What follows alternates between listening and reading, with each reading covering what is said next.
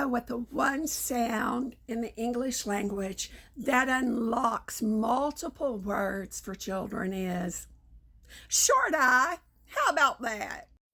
Just think of the knowledge that is unlocked by short I.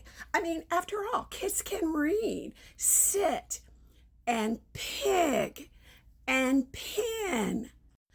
That's why it's so important to sort of pump the brakes here and make sure that they can actually read it. And remember those sound places on you to help them sound out words. For example, if they're doing sit, it's sit, sit.